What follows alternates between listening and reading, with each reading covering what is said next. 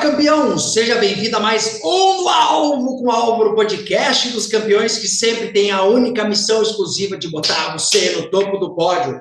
Para você que está chegando aqui, atitude é uma das coisas que mais faz as pessoas vencerem na vida. Então, te inscreve nesse canal, pelo amor de Deus, vai pingar na tua tela, o Alan vai botar, quer ver, ó? Põe!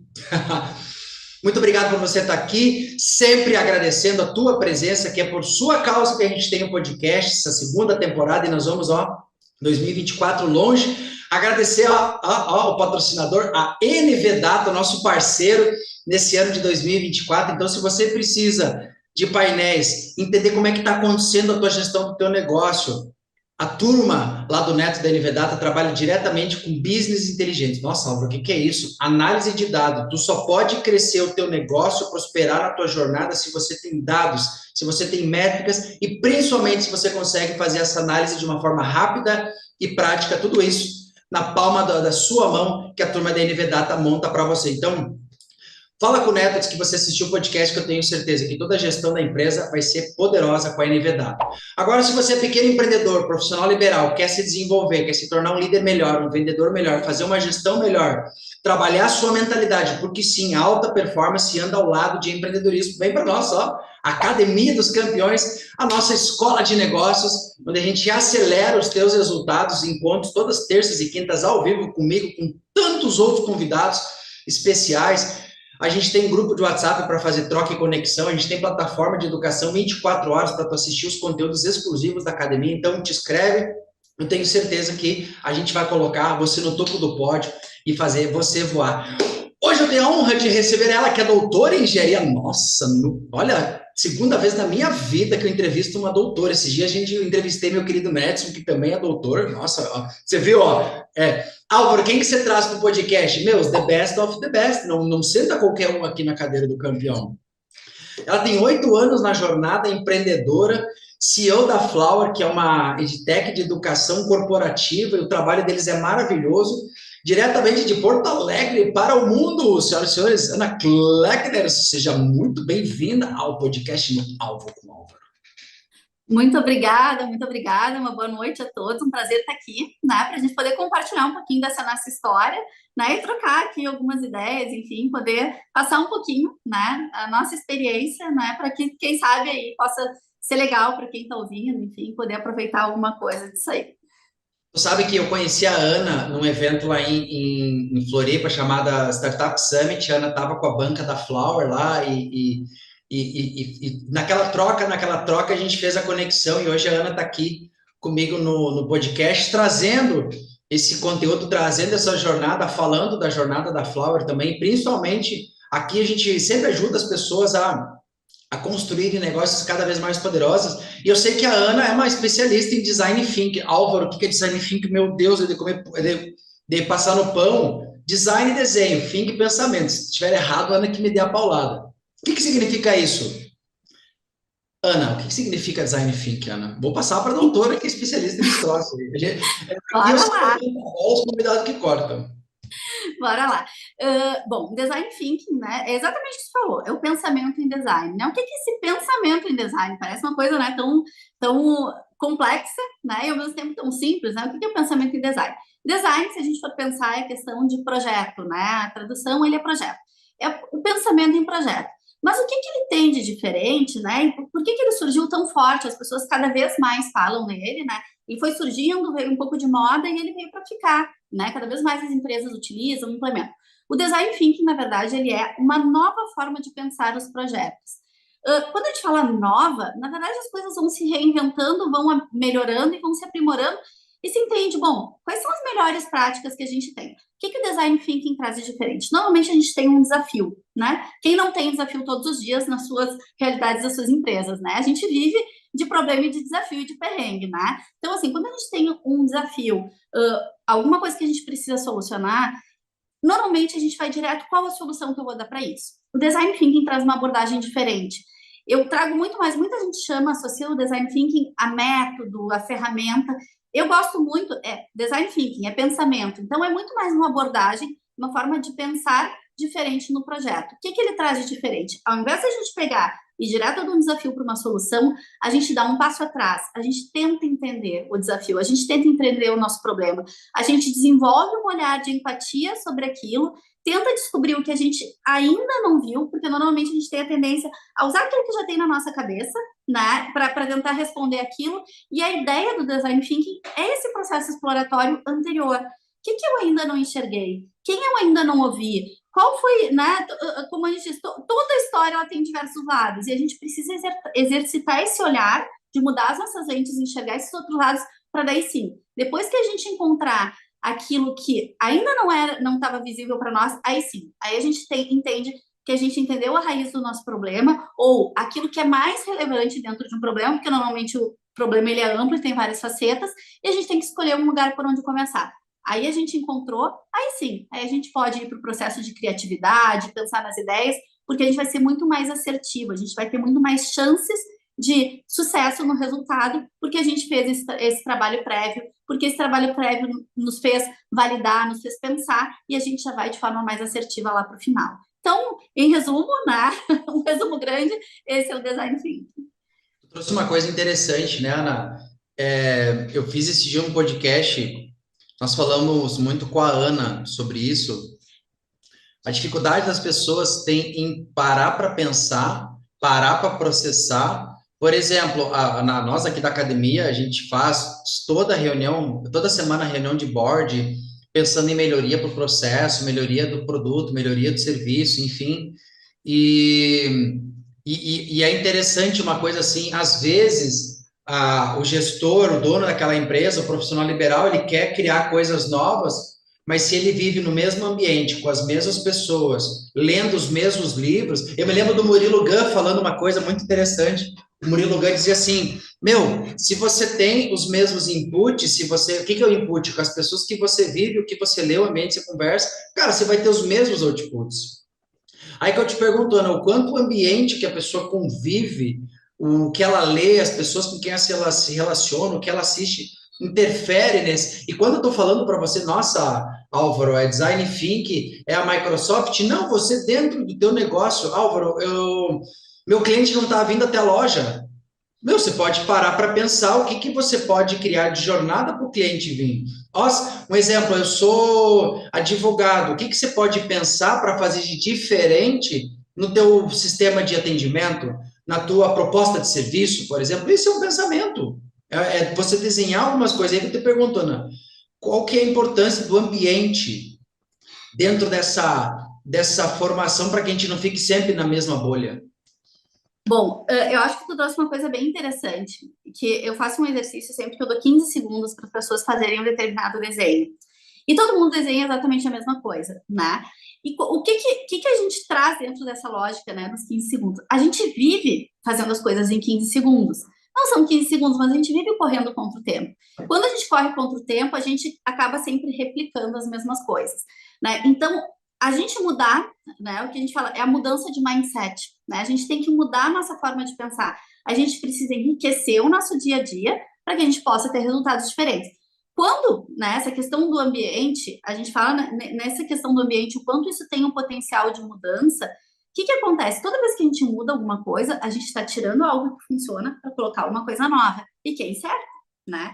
Então, quando a gente tira, faz essa extração e tem que mudar, e quando a gente fala em ambiente, mudar a forma como as pessoas trabalham, inserir um processo novo, vamos mudar de lugar hoje, vamos pensar uma coisa diferente, vamos criar um quadro visual, né? Vamos pensar em processos, em coisas que tirem a gente da zona de conforto. Por quê? Porque a gente só muda, a gente só aprende. Quando a gente fala em processo de aprendizado, e eu associo muito ao processo de aprendizado, a gente só aprende quando a gente é desafiado. Então, a gente só traz resultados diferentes quando a gente se desafia e desafia alguém a pensar diferente, a pensar no novo e a enfrentar aquilo que é o desafio de fato, né? Não adianta a gente ficar sempre... É exatamente isso. Se a gente faz sempre as mesmas coisas, a gente vai ter sempre os mesmos resultados. Então, a gente enriquecer esse ambiente, trazer olhares diferentes, abrir para que a equipe como um todo, todas as pessoas que estão envolvidas, muitas vezes, elas têm outras percepções. Lembra que eu falei ali antes do design thinking, né? A gente mudar o nosso ângulo.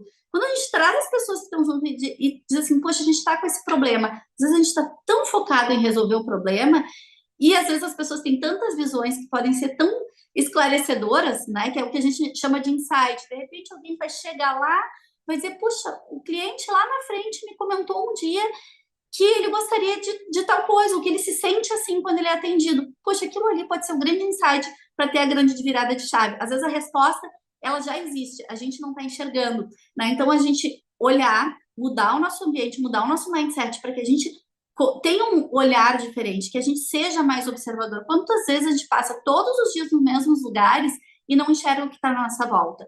O que a gente precisa é mudar exatamente isso. Como a gente está enxergando o que tem na nossa volta. E muitas vezes a gente precisa enriquecer esse ambiente e trazer as pessoas. Às vezes as pessoas pensam, poxa, eu tenho que trazer alguém de fora. Acho que o processo é todo muito complexo.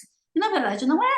A gente tem muito recurso. Os nossos recursos são muito ricos. A gente precisa olhar para esses nossos recursos e se utilizar deles para fazer esse processo. Mas é necessário, antes de tudo, a mudança do mindset para que a gente possa estar aberto a esse processo.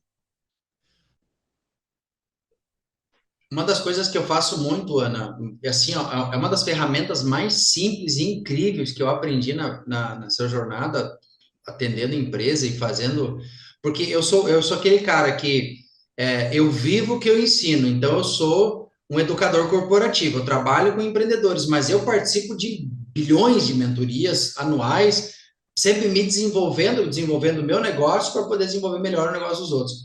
E tem uma ferramenta tão simples que eu aprendi, que é o 3C, o continuar, o cessar e o começar, que, meu, assim, ó, às vezes trava um troço na empresa, nos negócios. A gente fez a reunião de board esses dias da academia. A gente, meu, o que que a gente vai começar? O que a gente vai cessar? O que que a gente vai continuar fazendo? Isso te dá uma clareza de caminhos, claro, né? Às vezes vai pintar 24 coisas, tu não vai fazer 24 coisas, senão tu estoura, tu vai priorizar o que que é mais importante para aquele momento. Mas, Ana, eu falei do 3C, o que que tu vê hoje que tem de ferramenta que é simples, que a gente pode usar para trabalhar esse pensamento crítico, esse pensamento criativo? Porque olha que interessante, eu não sei se todo mundo sabe, mas a história que conta é que hoje a gente gasta mais pasta de dente, porque um dia o figura disse que queria vender mais pasta de dente, não sabia o que fazer. Aí o estagiário disse: Meu, alarga a boca. Fudeu, né? Então hoje a cada espremida é meio pote. Então, para você ter uma ideia que você está em casa, essa é uma das histórias que falam, por isso que a boca da pasta de dente é grande. Mas porque o estagiário lá falou: Meu, faz isso para vender. Imagina se o dono ficasse travado nesse negócio e gastasse numa campanha de marketing, por exemplo. Então, eu te digo aí, Ana, o que que tem de ferramenta, o que que tem de coisas interessantes que a gente pode usar na gestão hoje? Tem várias, mas tem uma que a gente adotou já há algum tempo e cada vez mais a gente vê diariamente o resultado disso. Eu diria que é a coisa mais simples que qualquer pessoa pode implementar, mas, como tudo, né, que é novo, tudo que a gente coloca, vai nos gerar um desafio inicial, vai nos gerar desconforto, né, vai ser difícil, a gente não vai, no início vai parecer, poxa, mas será que isso funciona ou não funciona? A gente usa uma coisa, a gente trabalha muito com a lógica do design thinking aqui dentro, de uma forma geral, e a gente se utiliza muito de pequenas ferramentas, né? Como tu mesmo falou, eu sou doutora em engenharia, né? Então eu tive uma formação engenharia é totalmente ferramenta, né? A gente aprende um monte de ferramenta. Não adianta a gente saber um monte de ferramenta e não saber usar o básico, né? Não mudar a nossa forma de pensar. Mas tem uma coisa que a gente faz aqui que dá um resultado fantástico, que é a lógica das dailies. As dailies é uma coisa que vem do gerenciamento ágil de projetos, e a gente insere muito isso no Design Thinking. Qual é a lógica da daily? É a gente reunir a equipe todos os dias, às vezes são 5 minutos. Às vezes se estende um pouquinho mais, né? Depende daquilo que a gente está fazendo. Mas o que a gente faz? A gente retoma todos os dias. A gente usa também muito essa lógica dos 3Cs. Por quê? Porque a daily, a gente retoma o que cada um está fazendo, né? O que conseguiu fazer, o que está tendo de dificuldade, né? E como é que os outros podem ajudar. Então, cada um passa ali falando o que fez. Tem dias que é 5 minutos. Ah, tá compartilhado. Ah, eu ainda estou fazendo aquilo, não sei o que, tá. Beleza. E segue adiante. Tem dias que, poxa, olha só, a gente fez isso, não deu certo, não funcionou. Bom, então tá. Então depois a gente, fulano e fulano, continuam juntos porque vocês precisam. Eu preciso da ajuda do fulano para fazer, para resolver. Então, assim, qual é a lógica da dele? É a gente compartilhar compartilhar não só a informação, né? Mas assim, compartilhar a questão da cultura da empresa, criar essa dinâmica, porque ali a gente consegue ter, às vezes as pessoas dizem, poxa, eu não consigo engajamento. Se tu colocar todas as pessoas todos os dias e compartilhar um pouquinho, elas se sentirem parte daquele processo e entenderem que elas podem contar contigo, que uma pode contar com a outra, isso vai gerando um espírito de time e é uma ferramenta extremamente simples. E as pessoas pensam, mas todos os dias, quando a gente implementou, a gente, será que a gente vai ter assunto para todos os dias? E a gente tem dias que é muito rápido. E aí, Ana, pegando o interessante, esses dias eu atendi uma empresa, ela me disse assim, ah, não, Álvaro, agora a gente instalou uma novidade, a gente vai fazer uma reunião a cada 30 dias. Aí eu falei para ela, tá, mas e se dia 1º do mês estoura um troço, tu vai fazer a reunião lá no dia 30? Ela, pois é, Álvaro, verdade, né? Aí ela disse assim, ela perguntou, mas tá, mas quantas reuniões eu faço? Eu falei, depende da cultura do teu negócio, mas tem que ser pelo menos 2 por mês, 3 meses, com todo mundo, e particular praticamente todo dia, porque você está junto com as pessoas, entendendo as pessoas, acompanhando os processos. Porque o Brasil. Não, e o mais interessante, você falou uma coisa interessante, né? A primeira é que as pessoas não param e pensam. 2, na época de pandemia, todo mundo enjoou de reunião. 3, o cara nunca faz reunião. Aí, quando ele vai fazer a reunião, cara, ele puxa uma folha. E aí, Ana, que eu te pergunto, cara, qual que é a catástrofe? Eu tô trazendo um monte de coisa para daqui a pouco a gente entrar na gestão de processos e projetos, que eu sei que você é doutora nesse troço, né? Mas a reunião, ela é um processo. E Ela é um processo, sem dúvida nenhuma. E a reunião, esses dias eu vi um post e as pessoas dizendo assim: nós podemos te ajudar a eliminar as reuniões. O que a gente faz aqui, eu não sou contra a reunião. Eu acho que as reuniões elas precisam ser efetivas e eficazes. A gente precisa entender o que, que a gente quer com aquela reunião. Então, essas nossas reuniões elas são muito curtas e objetivas. A gente não é um momento de ficar. A gente faz um momento cafezinho enquanto está todo mundo entrando ali, troca uma ideia, porque é importante, né? Então, no nosso caso, nós temos, né, equipe de desenvolvimento, né, desenvolvedores, área de TI, que estão trabalhando, né, embora estejamos todos em Porto Alegre, muitas vezes trabalham, né, remotamente, mas a gente entende que é importante todo mundo estar ali e fazer esse compartilhamento, né? Então, assim, isso é um momento de compartilhamento, mas dali surgem demandas. Hoje veio uma demanda, né? Surgiu uma ali e disse, puxa vida, olha só, eu estava numa aula e o professor questionou sobre isso. Pô, legal, vamos fazer o seguinte, nossa tarefa para segunda-feira cada um de nós que estamos aqui hoje trazer, né? Porque a gente estava com 2 que não estavam, e aí eles vão ficar com a tarefa disso para terça a partir daquilo que a gente fez. Então, assim, são coisas pequenininhas que a gente vai fazendo. Tudo depende muito da demanda. Agora, vir com uma lista de coisas, trazer para a reunião isso e jogar tudo de uma vez, o que, que a gente consegue resolver? Claro que a gente tem de tempos em tempos os momentos que a gente, ó, hoje vai ser tal dia, a gente vai fazer todo mundo aqui presencial, né? A gente avalia muitas vezes, ó, veio a demanda, a gente acha que é legal fazer. Não tem o fixo, a gente entende que o periódico é importante, mas que às vezes a gente chama antes, a gente chama depois, a gente avalia, porque às vezes a gente está ali nas nossas redes, a gente entende que a gente precisa acelerar o passo e que eu fazer uma reunião, fazer todo mundo vir aqui presencial para a gente estar junto, enquanto a gente está todo mundo com prazo de entrega, vamos assim, a nossa meta é entregar até tal dia. Depois, tal dia, a gente entrega e a gente faz a nossa reunião geral aqui com todo mundo. Então, assim, o problema da reunião é ela não ser eficaz, ela não ser efetiva, ela não trazer resultados. Não adianta a gente trazer uma reunião para a gente. Aquilo que a gente ficar girando em torno do próprio eixo. As reuniões precisam ser produtivas. As pessoas precisam entender que aquilo ali ajudou elas a produzir algo. Então, normalmente, por que a gente traz reunião? Porque a gente tem tópicos para resolver. Como eu faço isso? Eu tenho que mudar a minha forma de conduzir a reunião. Eu tenho que parar de ficar, porque as pessoas ficam em volta discutindo o problema e não vão adiante. Então, essa é a forma. Mudar o formato, né? Ou é reunião para falar mal, para dar feedback negativo, para falar mal da equipe. Pois então, exatamente. Isso não é eficaz, né? O que a gente precisa fazer é fazer com que as pessoas percebam.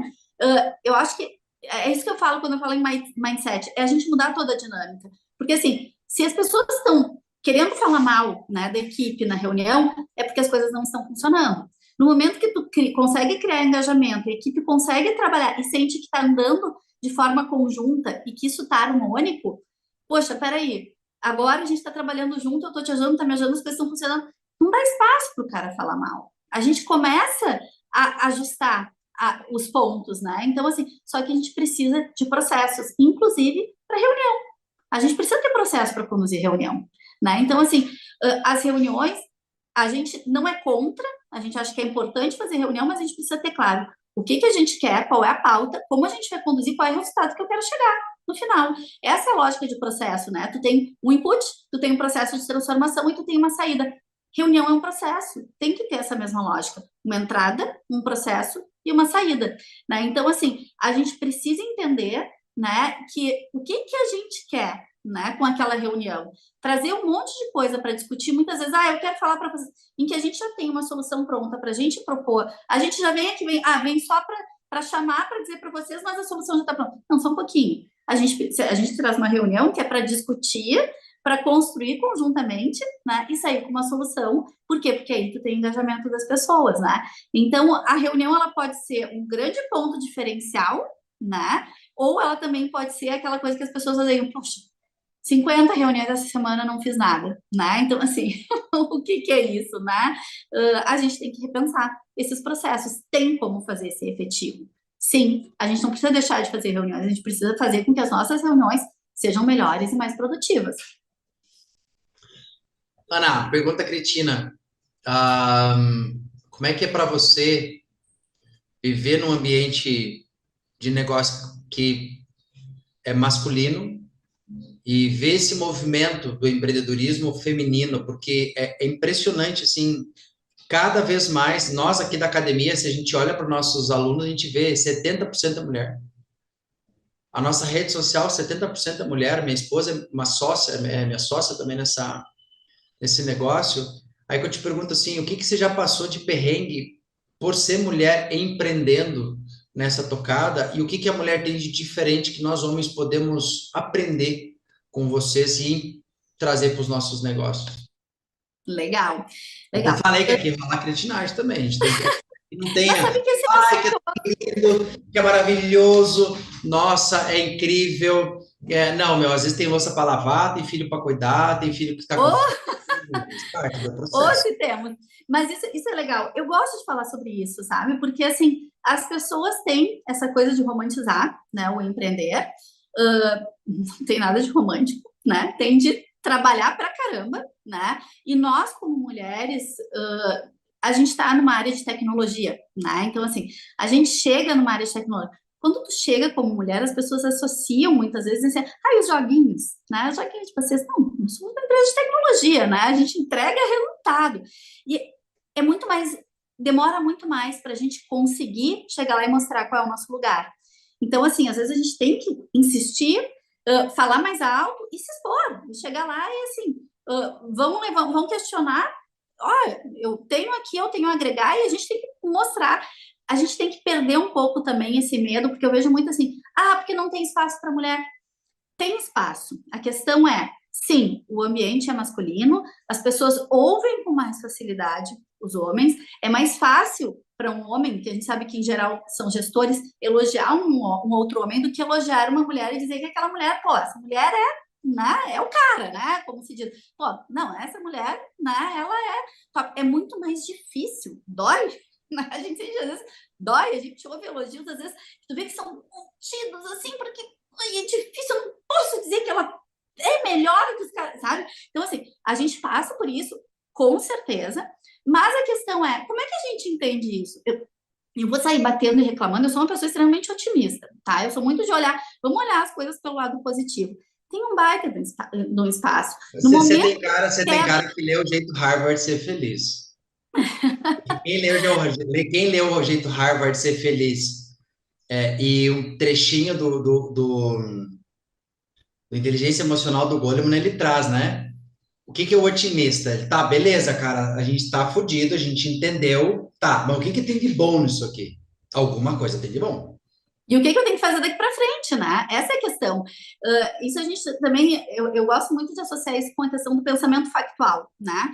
O que que eu tenho em mãos? Quando a gente vai, muitas vezes, conduzir um workshop, né, com os nossos jogos, enfim, as pessoas gostam muito de trazer, por exemplo, questões políticas, né? O problema social político. Eu sempre digo assim, ó, legal, é importante a gente ter isso como guia, mas se eu ficar pensando que tem que mudar uma política para eu poder fazer uma ação, eu não vou fazer. O que eu posso fazer hoje para melhorar? Pode ser uma coisa pequenininha, mas é melhor a gente fazer uma coisa pequenininha e fazer uma transformação do que a gente ficar sempre culpabilizando as outras coisas. Então, eu trago muito essa lógica do pensamento capital. O que eu tenho em mãos e o que eu vou fazer com isso? Tirar o melhor daquilo.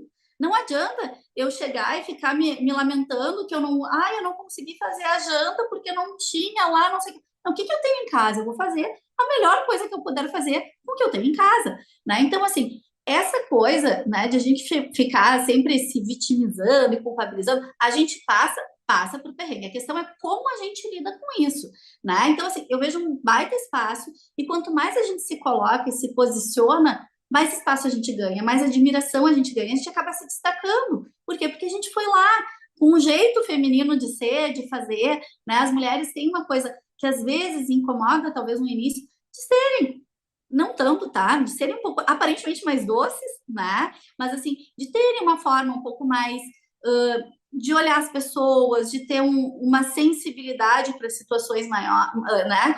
De uma forma diferente, né? Que a gente acaba tendo esse olhar.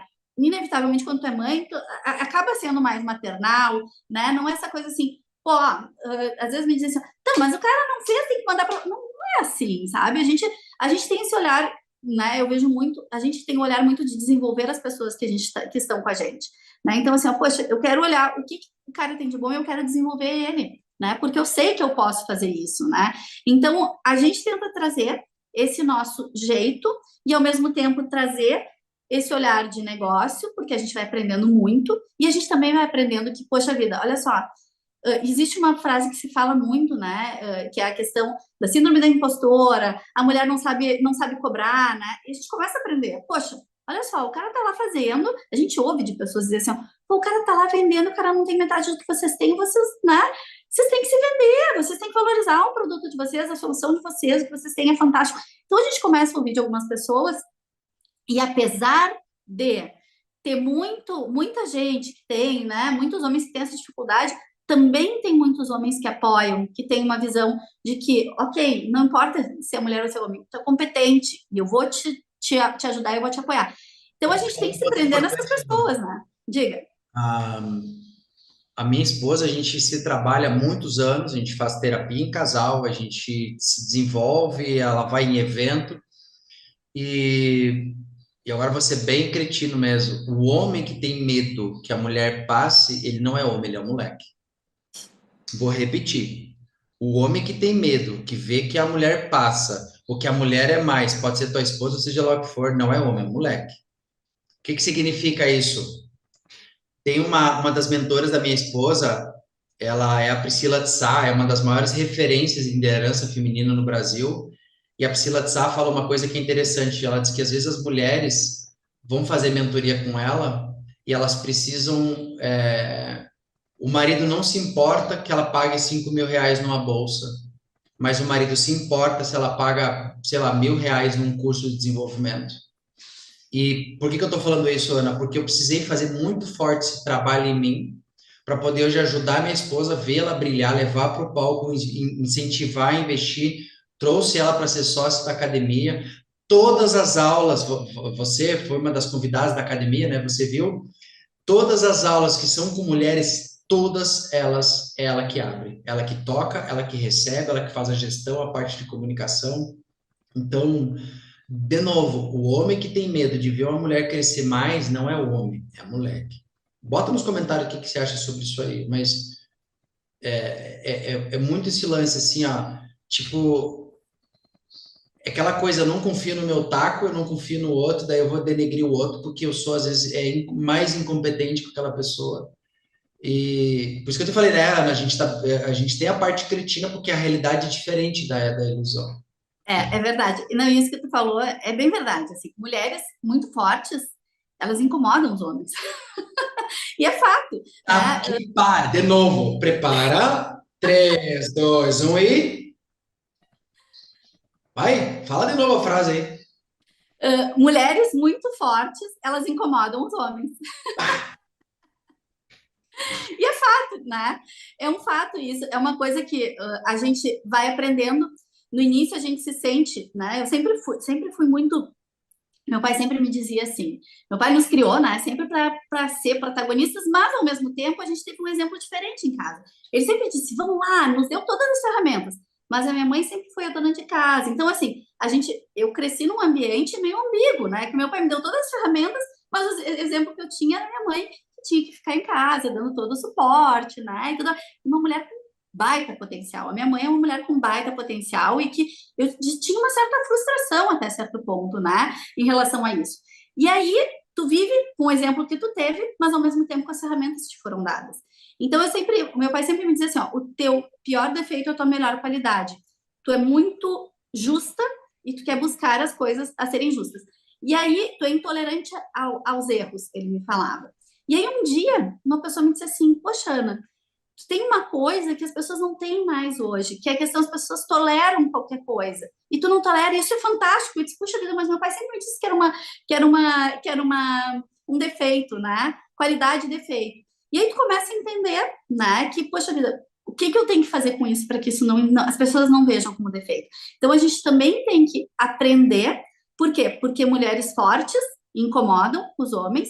E como é que a gente vai se posicionar? Às vezes a gente tem que mudar a nossa forma de comunicar, de chegar, para que a gente mostre. Às vezes a gente tem que chegar por um outro lado, para a gente mostrar que a gente está ali junto, que a gente está do lado, né? Que a gente é tão bom quanto, que a gente é tão competente quanto, que a gente entrega tanto quanto, às vezes mais em algumas coisas, em muitas coisas, eventualmente, e tá tudo bem. Assim como tem cara muito bom fazendo o que tá fazendo, né? Então, assim, a questão é a gente se colocar de igual para igual, né? Não vai ser todo mundo que vai acompanhar, não vai, mas tem muito cara legal que tá aí e que a gente tem grandes apoiadores desde o início da Flower. Eu acho que isso foi uma coisa, na verdade, a Flower, a história da Flower, ela começa muito antes de ela ter virado Flower como nome, e a gente teve muitos apoiadores que disseram só, poxa, tu tá aqui, ó, teu espaço aí tá muito pequeno para ti, tu tem que sair para fora e fazer, né? E essas pessoas continuaram apoiando. Então, a gente ter essas pessoas por perto é muito valioso. Então, pelo lado, né, as pessoas olham sempre pelo lado ruim.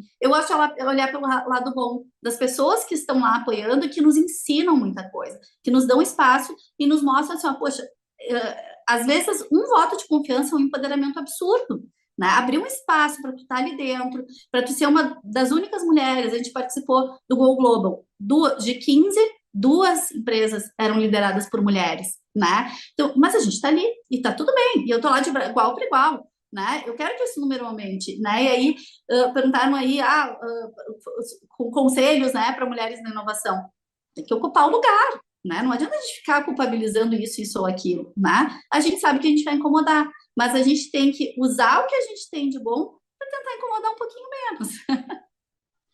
Mas é isso que eu falo, assim, eu treino muitas mulheres, tipo, 80% de RH, de gestão, das minhas clientes de negócio, de profissional liberal, são mulheres. Eu sempre falo para elas assim, você quer me convencer que você quer ser cantora de churrascaria, e eu quero dizer para você que você é cantora de estádio, que você tem que estar no Allianz Parque, você vai brigar comigo que você quer ser cantora de churrascaria, porque é interessante, Ana, nós homens, quando ocupamos um espaço, a gente faz um movimento, a gente faz uma onda. Um exemplo, sei lá, a gente mexe um bairro.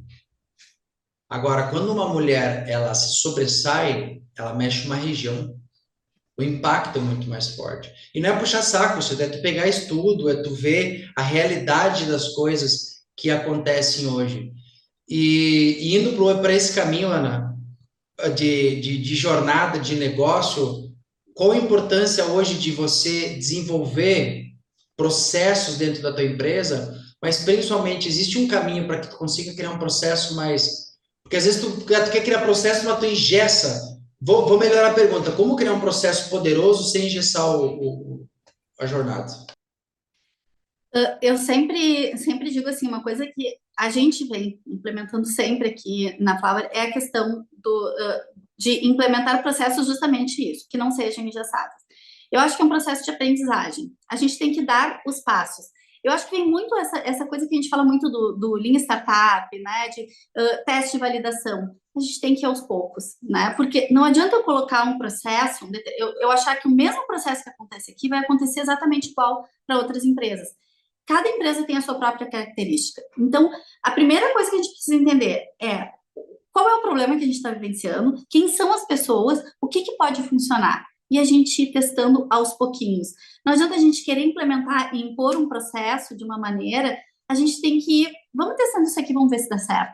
Até porque no momento que a gente coloca que a gente está testando e construindo, porque o processo, não adianta, se vem um processo de cima, e imposto, as coisas não vão funcionar. A gente precisa de engajamento das pessoas.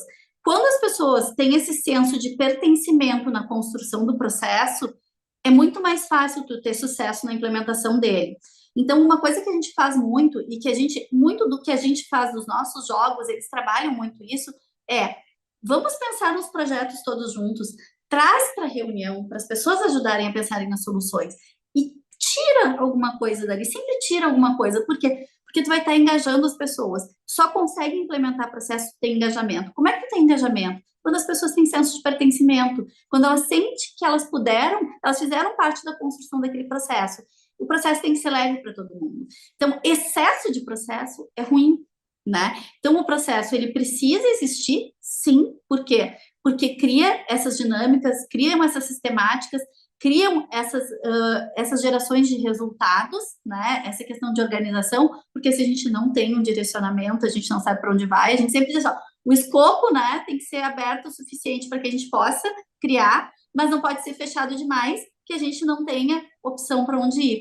Então, a lógica do processo é a mesma coisa. A gente tem que ter guias principais, a gente tem que ter o que vai nos guiar, né? E dentro disso a gente precisa ter flexibilidade. Processos impostos não funcionam, né? Tem que ser processos construídos. E o que a gente faz aqui é construir conjuntamente. O que a gente ajuda as empresas a fazer é construir conjuntamente, né, esses processos. É colocar as pessoas para dentro e gerar elas juntas. E aí as coisas acontecem de uma forma muito mais simples, muito mais fluida, com muito menos dor, né? Muito menos dor de cabeça, preocupação, elas acontecem naturalmente.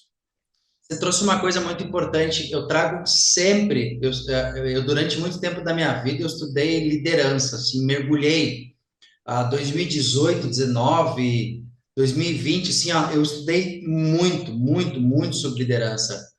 E Daniel Goleman, ele fala uma coisa que é muito legal dos estilos de liderança. Então, existe 6 estilos, né? O visionário, o democrático, o coach, o coercitivo, o modelador e o empático. E ele fala uma coisa assim aqui: você cria a visão do business, do negócio, mas convida as pessoas a participarem. Por que eu estou falando isso, Álvaro? O meu time eu não consigo manter gente no time. Cara, provavelmente eles não se sentem importantes no time. Ponto. Isso aí. A Mary Kay, que fundou a Mary Kay, ela fala, só tem uma coisa que as pessoas gostam mais de sexo e dinheiro, reconhecimento. O Eric Berne, que é o mestre da psiquiatria, criador da análise transacional, fala que a coisa mais importante é fazer o outro se sentir importante. E Ana, tu tocou num ponto interessantíssimo. Às vezes a gente cria um processo e diz, ó, vai ser assim. Meu, daqui a pouco a equipe que tem uma outra visão, pensa de uma forma diferente, ou você que é profissional liberal, você é sozinho, às vezes tu cria um processo para ti que é uma bosta também. Porque tu não entende. Ah, eu vou atender o meu cliente só pelo WhatsApp. Não, mas será que o teu cliente não quer ser atendido pelo MSN? Será que o teu cliente não quer que você ligue para ele? Então, você trazer as pessoas, construir. Nas academias, a gente usa até hoje essa filosofia, a gente conversa com o nosso aluno para construir conosco, para ele se sentir importante e ele poder dizer, cara, eu faço parte da construção disso aqui. Mesmo que a gente tenha visões mais claras, a gente chama o time. E eu sinto falta disso hoje, Ana, de ter mais. Eu escrevi um texto esses dias que dizia era cooperação com. Era cooperação com. Deixa eu pegar aqui. Eu escrevi o texto e saiu no jornal Tribom aí de Viamão. Ah, legal. Competição. Ah, sim, sim, sim, sim, sim. Competição é um termo muito usado, muito dentro da inovação, que é você cooperar e ao mesmo tempo competir. Mas eu entendo que eu não sou mais e menos que você, porque se a gente compete de forma desleal, a gente ferra a meta, e se a gente coopera e compete, a gente cresce a meta. Isso é Sim. sensacional. Sabe que eu gosto muito quando falou ali da parte da liderança, né? Tem uma coisa que eu gosto de trazer bastante, né? E a gente tem trazido bastante isso nas nossas reuniões internas, que é falar sobre a questão de liderança compartilhada. Porque, que nem tu falou, tem os estilos de liderança diferentes. E não quer dizer que eu não tenho todos os estilos. Eu não sou boa na liderança de todas as coisas, de todas as formas, né? Então, assim, a gente tenta trazer essa lógica de liderança compartilhada para dentro do time para que todo mundo se sinta, porque assim, poxa, daqui a pouco a gente está falando uma coisa técnica e precisa tomar uma decisão. Eu chamo lá um dos guris e disse assim, o que que a gente faz? Olha só, eu preciso que tu analise e tu vai me dar, porque tu vai ter alguma coisa, a gente usa o termo intuição, as pessoas associam uma coisa, né, meio muito assim, intuição, uma coisa, né? Não, intuição o que que é? É a gente usar tudo aquilo que a gente tem de aprendizado e isso nos gera uma conexão automática que nos diz que aquele ali é o melhor caminho. Então, assim, a gente, às vezes, tecnicamente, a gente precisa jogar para quem realmente é bom na parte técnica. Então, eu vou lá e eu coloco os guris à frente. E olha isso aí, né? Os nossos desenvolvedores. Tá, o que que tu faria para resolver isso? Olha, eu fiz a análise e esse aqui é o melhor, por isso, porque ele foi avaliado e entendi que é mais robusto. Beleza, né? Então, assim, é isso que a gente precisa dar autonomia, a gente precisa dar espaço e entender. E uma coisa que é importante, né? Eu e a Cris, a minha sócia, a gente compartilha muito essa questão da liderança, né? Porque não tem uma coisa assim, a Ana é CEO. Não, a gente acaba fazendo isso de forma muito compartilhada e junto com a equipe. Por quê? Porque a gente precisa que todo mundo entenda, porque tem coisas que cada um é melhor do que os demais. Então, vamos exaltar isso aí e se aproveitar disso. Né? Não adianta eu ficar querendo dizer que é do meu jeito, e se o cara que é bom naquilo ali, ele sabe fazer e vai me dar um direcionamento melhor. Então, acho que tem muito essa questão, né, desse exercício. Né? E hoje, as pessoas vêm falando, eu recebi esses dias de alguém falando, saiu uma reportagem falando sobre a dificuldade de lidar com essas novas gerações que estão vindo, né, que o não querer contratar e tudo mais. Que adianta a gente pegar e ficar batendo, dando murro em ponta de faca, com isso que está vindo aí pela frente, né? Com a forma como eles estão vendo o mundo. A gente tem que tentar enxergar, e eu sempre digo, o que a gente consegue enxergar de bom? O que eles têm de bom?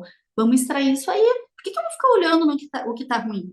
Por exemplo, essa gurizada aí nova, eles não querem, podemos ser chefe. Tem essa coisa, ninguém quer ser chefe, né?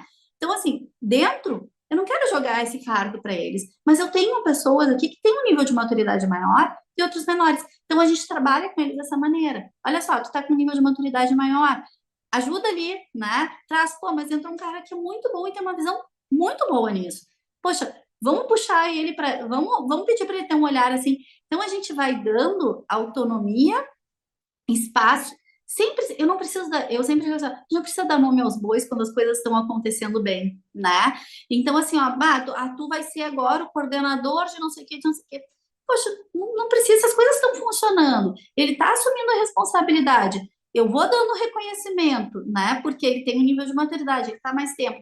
E as coisas estão funcionando dessa maneira. Claro, a gente tem uma equipe enxuta. É óbvio que à medida que vai aumentando, a gente vai precisando estruturar um pouquinho mais algumas coisas, né?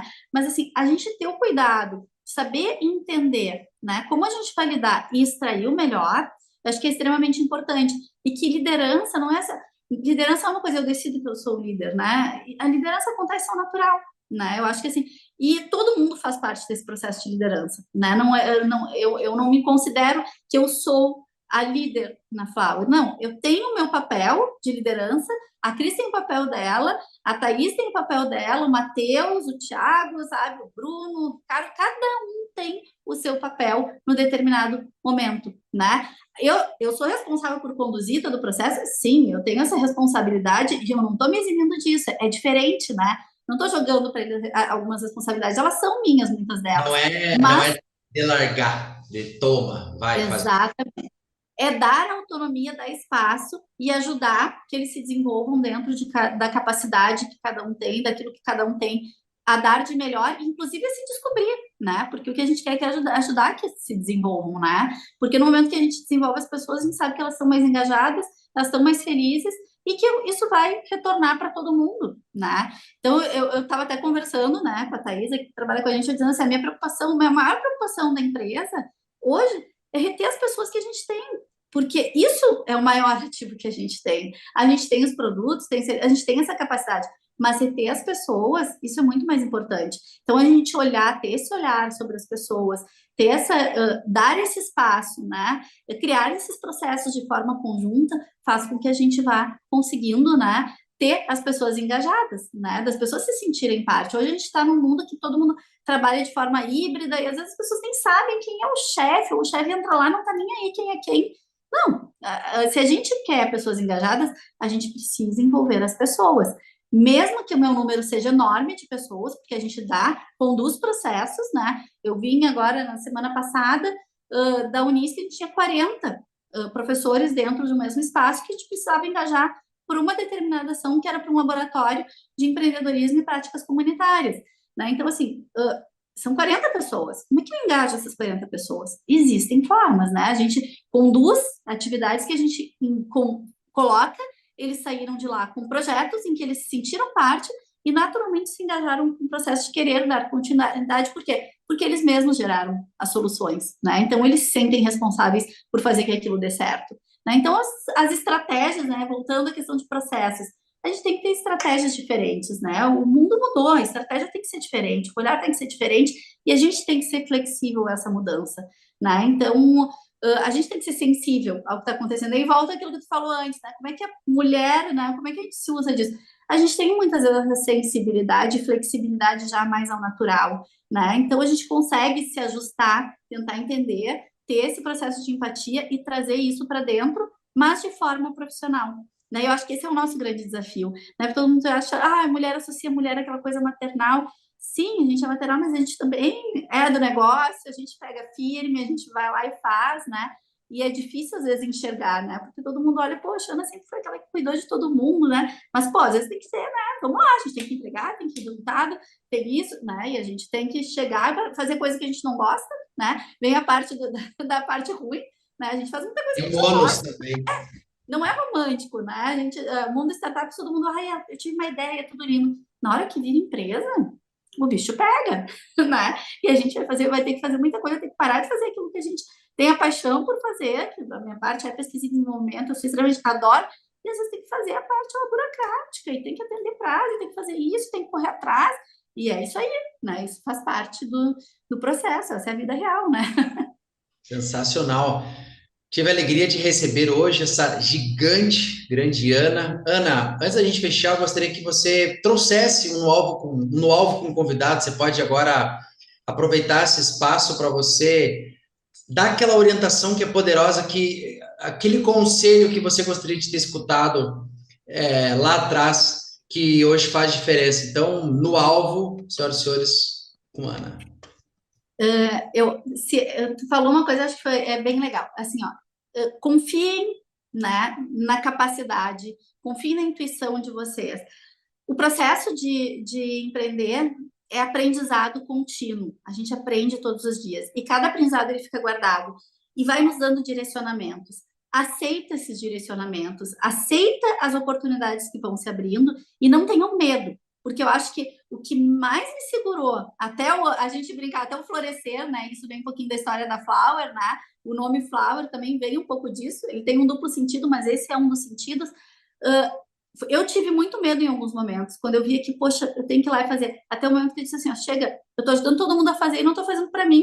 E fui lá e botei a cara. Então, assim, acreditem, confiem, tenham resiliência e não tenham medo de colocar a cara a tapa, porque é aí que a gente vai aprender. A gente vai errar? Vai. Mas é que quando a gente erra, a gente aprende pra caramba e a gente cresce demais. Então, esse aí é o meu conselho. Sensacional, e Napoleão Hill fala, usar o fracasso como forma didática. Ana, de verdade, quero te agradecer por você ter estado comigo hoje, agradecer a você que está aqui presente, que ficou até agora ao final. Compartilha, escreve aqui como é que foi para você, o que você tirou de mais importante. Compartilhe esse vídeo com outras pessoas. Agradecer mais uma vez a NV Data, sempre fazendo essa parceria. Academia dos Campeões, todos os links da NV Data, da academia estão na descrição desse vídeo. Ana, eu quero que você deixe agora, venda teu peixe, deixe teus contatos para que as pessoas possam seguir você nas redes também, se conectar contigo. Legal, legal. @flow.er_education. Vocês conseguem acompanhar lá no Instagram. Lá no Instagram tem todos os linkzinhos para WhatsApp. A gente está inserindo ali o LinkedIn. Logo, logo a gente está colocando o blog. E em seguida, a gente vai lançar a nossa plataforma digital aí para desenvolvimento de projetos que trazem essa nossa lógica de gamificação. A gente faz vários workshops, a gente tem uma série de atividades, vai estar lançando cursos aí. Logo em seguidinha já vai ser o lançamento, então acompanhe, que a gente vai estar lançando várias coisas agora, que a gente ficou trabalhando bastante, e vai ser vários lançamentos, nos acompanhem, que vai ser um prazer. Eu estou sempre aberta, né? A Fala está sempre aberta para a gente conversar, enfim, e pensar como é que a gente pode, de alguma maneira, contribuir. E o nosso propósito é ajudar a transformar realidades, né? Através daquilo que a gente tem de ferramentas. Então, contem conosco, vai ser um prazer. Álvaro, muito, muito obrigada, né? Foi um prazer a gente estar aqui, poder compartilhar. Conta com a gente, né? Porque a gente gosta, a gente acha que tem, inclusive, o dever, né, da gente poder ajudar outras pessoas, né, que estão aí começando ou que estão em desenvolvimento, né, e que podem se beneficiar com aquilo que a gente tem para compartilhar. É essa mentalidade, a gente chega a um ponto que a gente tem que transbordar e servir. Essa é a maior lei. Ama e serve o teu próximo e contribua com o teu próximo. É isso que a gente faz com a academia, com o podcast, com tudo que a gente tem trabalhado. Ana, obrigado por você ter estado aqui e até uma próxima de você com a gente nessa jornada, tá bom? Valeu, muito obrigada. Tchau, tchau.